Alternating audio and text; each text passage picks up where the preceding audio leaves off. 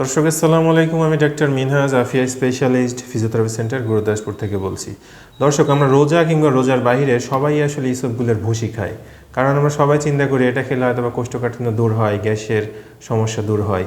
কিন্তু এটাই কি শুধু উপকারিতা, আর কি কোনো উপকারিতা নেই? না, আরও অনেক উপকারিতা আছে। এছাড়াও আপনার এটা খাওয়ার আসলে পদ্ধতি, আমরা সঠিক পদ্ধতি যেটা সেটা আমরা জানি না। এখন উপকারিতার মধ্যে আপনার কোষ্ঠকাঠিন্য দূর করে, এছাড়া আপনার যারা মোটা মানুষ তাদেরকে চিকন হইতে সাহায্য করে। কারণ মোটা মানুষ যখন এটা খায় পাকস্থলীর মধ্যে এটা ফুলে থাকে, আপনার খিদা কম লাগে। তো এছাড়া আপনার এলডিএল যেটা কোলেস্টেরল, খারাপ কোলেস্টেরল যেটা, সেটা আপনার কমায়। এছাড়া আপনার এর মধ্যে যেহেতু ফাইবার আছে, অ্যান্টি অক্সিডেন্ট হিসেবে কাজ করে, এটা কোষের ক্ষয় রোধ করে। এছাড়া আপনার ডায়াবেটিক পেশেন্টের আপনার সুগারের পরিমাণটা কমায় দেয়, কারণ পেট যেহেতু সবসময় ভরা থাকে, খিদা কম পায়। আর আপনার গাউট যাদের গেটে ব্যথা আছে তাদের ইউরিক অ্যাসিড কমায়। এখন এটা খাওয়ার পদ্ধতি আমরা যেটা সনাতন পদ্ধতি অবলম্বন করি, অনেকে এটা মিক্সচার করে রেখে দেয়, আপনার রাতের দিকে এটা ভোরের দিকে খায়, যেটা সম্পূর্ণ একটা ভুল পদ্ধতি।